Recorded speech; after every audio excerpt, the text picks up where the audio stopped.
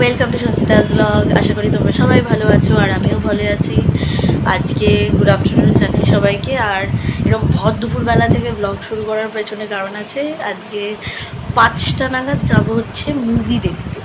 আমি যাব, আমার সাথে আরও অনেক পাবলিকরা যাবে। কারা যাবে, কেন যাবে, কখন যাবে, সেটা হচ্ছে দেখার বিষয়।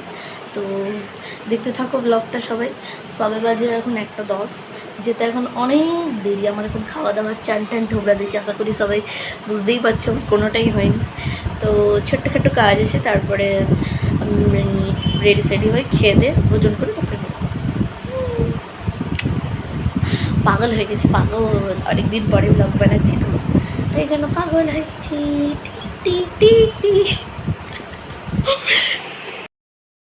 মজদুরগিরি করে আসলাম এইমাত্র, ঘর ধর সমস্ত কাজ কমপ্লিট। এখন স্নানে চান ঠান হয়ে গেছে এখন। তো এরপর এখন 2:15 বাজে।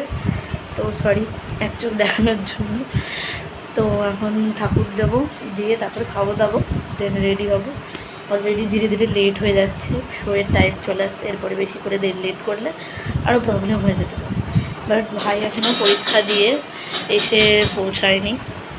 ও পরীক্ষা দিয়ে আসলে দেন তারপরে সবাই মিলে খাবো। তো চলো খেয়ে দিয়ে পেট পুজো করে রেডি হয়ে আবার দেখা হচ্ছে তোমাদের সাথে। দেখতে থাকো ব্লগটা গাইস। আজকের লুক আমার গাইস একদম সিম্পল শার্ট লুক। আমি অলরেডি বেরিয়ে পড়েছি, বাট পিউ দিদি এখনও বেরোবে বলছে। তো বেরো, তারপরে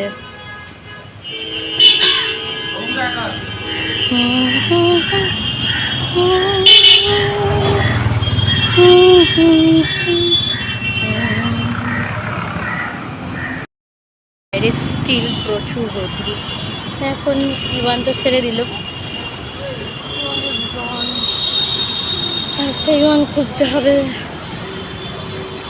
ইওয়ান আসলে দেন ইওয়ানে উঠে বিজুলি সিনেমা নামলো। মহিলা পিউ দিদিটার জন্য আমাকে স্টিল এখনও ওয়েট করতে হচ্ছে। সিনেমা হলে এসে টিকিট কাটা অলরেডি হয়ে গেছে, কারুর আসার পাত্তা নেই। দেখতে তো এসছি মা আফটার নার্সিমা, বইটা খুবই সুন্দর শুনেছি, তাই এক্সাইটমেন্ট আর ধরে রাখতে পারিনি, তাই বাড়ির লোকের সাথেই দেখতে এসছি। শুধু ওদের আসার অপেক্ষা এখন, বাট কেউ এসে পৌঁছায়নি সেটা। আর অলরেডি 5:01 হয়ে গেছে। আপনি তাহলে টাটা, মুভি দেখা ডান। আমি টাটা, আমি বাড়ি যাই। কেমন আছো তুমি? তোমার সাথে অনেকদিন বাদে আমার দেখা। মুভিটা কেমন ছিল? তুই কেমন আছিস? আমি একদম A ক্লাস।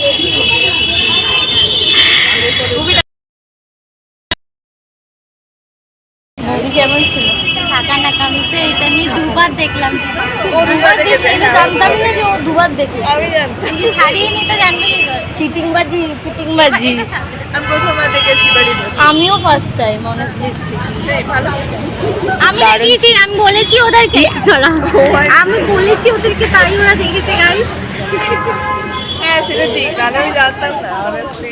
না, আমি অনেকদিন ধরে, ও আমাকে ফার্স্টে বলেছে যে দেখবি, তারপরে আমি দেখে তারপরে এত সোশ্যাল মিডিয়া দেখেছি, আমি না দেখতে যাবো ওর সাথে।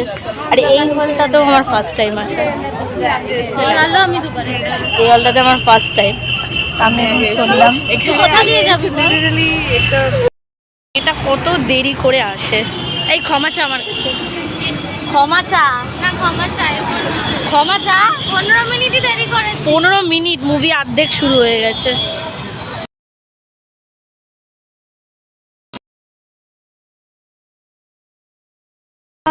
দেখা নাই